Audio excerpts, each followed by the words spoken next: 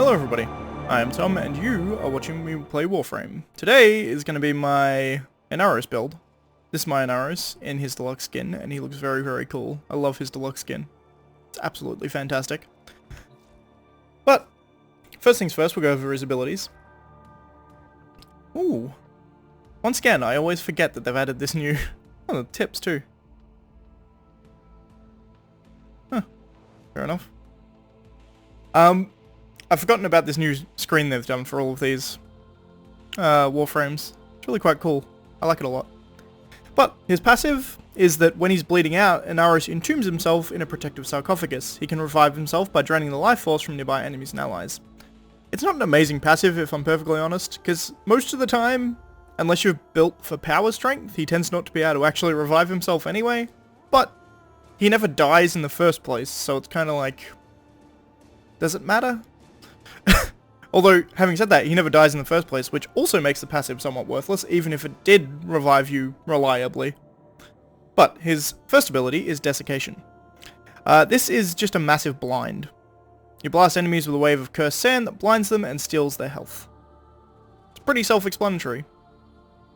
This one here has a huge range with the setup I've got, as well as a 12-second duration. The good part about this, actually, interesting. It's not listed in his passive, but Inaros also heals off stealth kills, which is the far more useful part of his passive. I don't know why it's not listed there. So if you get a stealth melee kill, he will restore a big chunk of HP, which makes Desiccation very, very good, because you blind all the enemies, you can then just do a finisher on them, and then you're good. So I don't know why it's not actually listed in his passive for that, but he can heal that way, so that's good to know. Second is Devour. You just hold this ability and you target an enemy, but you trap a target in quicksand and draw them into you, and then you start eating them, and you steal health, and if you kill them with the ability, you create like a sand clone that will fight for you. Honestly, the sand clones aren't that good, and this takes a very long time to actually kill things, so honestly, I don't find myself using it that often, unless I want invulnerability. You're invulnerable while you're doing it, so that's nice, I suppose. So if you do happen to get low on health, that's a good way to, oh shit, hit 2, and then you can save yourself, potentially. His 3. It's a very, very fun ability that I don't use that much because it's not that useful. It's Sandstorm. He becomes a whirling spiral of sand that sends enemies flying and devours those trapped in quicksand. So if you can trap a bunch of guys with your Devour and then use quicksand, and he will devour them even more. So, I mean, there's some synergy there between his 2 and his 3, but as I said, I tend not to use his 2 and his 3, so...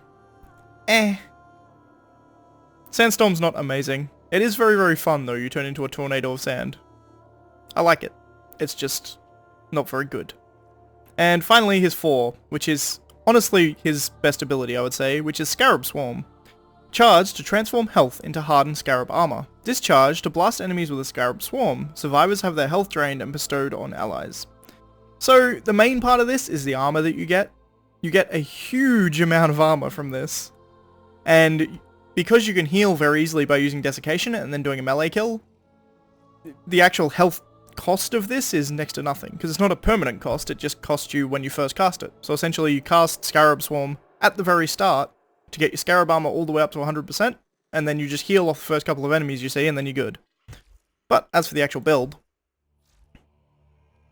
I have 2 builds here. I have the Umbral build, because why would you not have an Umbral build on him? This here, I could do some more Former on here, and doing some more Former would get me a better slot here.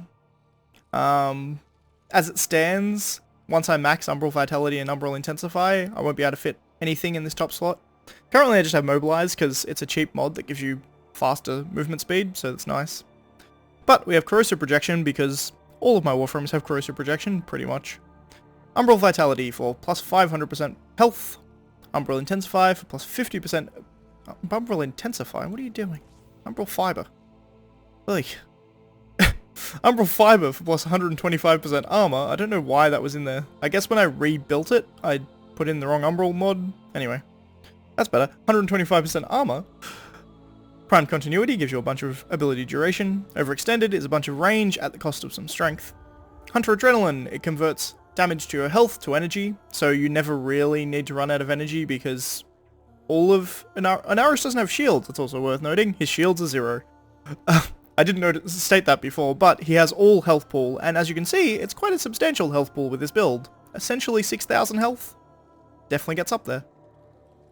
Stretch gives some range. Negation Swarm, this is an augment for his Scarab Swarm. And essentially what it does is it means that you can stop status effects. The most notable status effect that you stop is knockdown. Because being immune from knockdown whenever you have Scarab Swarm up is very, very useful. Because it's the one thing that he doesn't really have, and it's the only weakness he really has. So that just makes you even a better tank, because you're not worrying about status effects either. And finally I have Gladiator Resolve here just for more health, essentially. Stack that health as high as I can. Because, essentially, what he's good at is staying alive. With 6,000 health and 450 armor. And then you add Scarab armor on top of that, yeah, he stays alive for a long time. Arcane Victory here, just for health regen, because it's percentage-based health regen. So on Inaros, that's kind of insane. Plus 1.5% health regeneration, so you're getting what? A shit ton. What's that, like... 10%. A lot of healing per second. It's like 300 healing per second? That can't be right, no.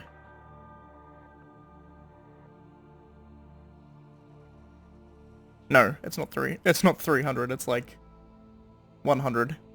They're closer to 100. Whoops.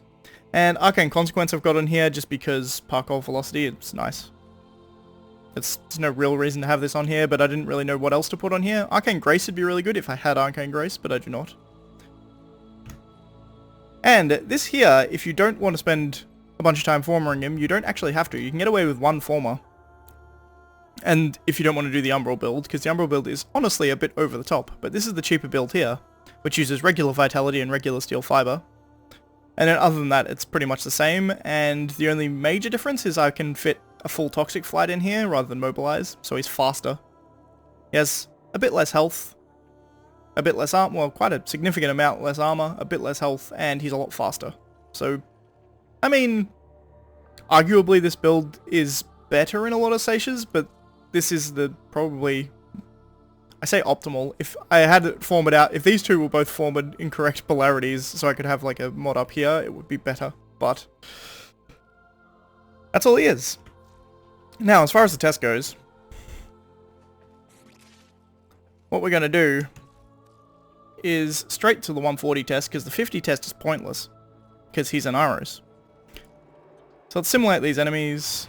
We start with Scarab Armor. You can see in the top right, going up to 100%. These enemies are now all blind. I'm trying to kill this man. There we go.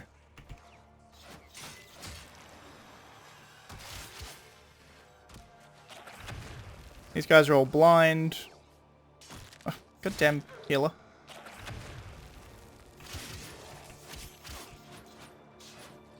You know what? There we go. So all these enemies are blind over pretty much the entirety of the map. It's worth noting that you have to... That's my one, by the way, which is doing this blind. It's worth noting that to blind these guys, that you have to be facing the front of them. So if I go like... it may be hard to illustrate here. Oh yeah, see that guy there. He survived because I hit him from the back rather than the front.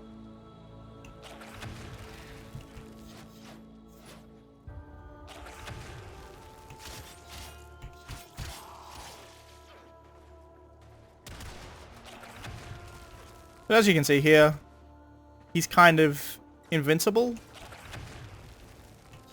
Do a finishing blow.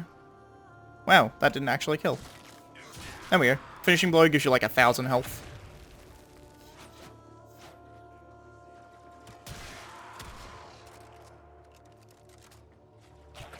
But you can stop enemies from moving, and then do a bunch of damage to them. And also, I suppose I'll show off his 2 and his 3.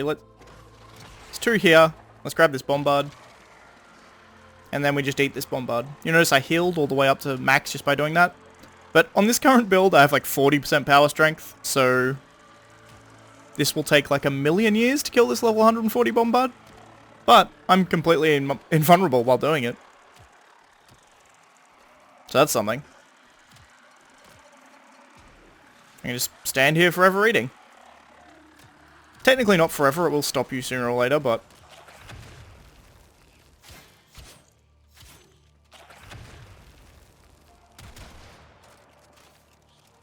And I guess I'll show off his 3 as well. As I said, very fun. Not that useful on this build. Damage-wise, it does very little. It does slash procs, which is nice.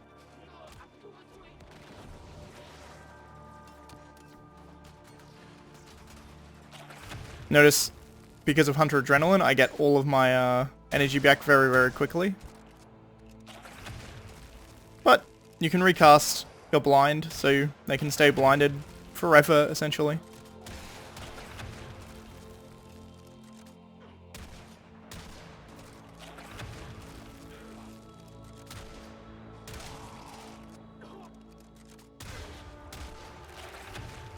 So even with a Tigress, it takes a while to get through some of this armor. It's a bit ridiculous.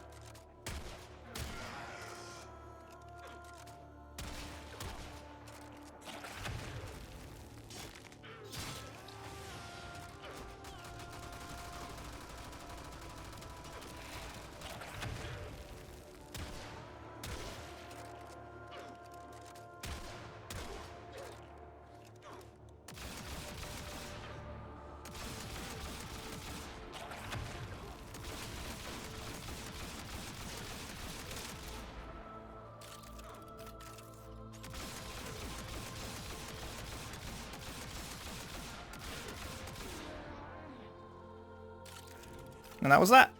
Oh, I hear one more guy. Poor, poor man.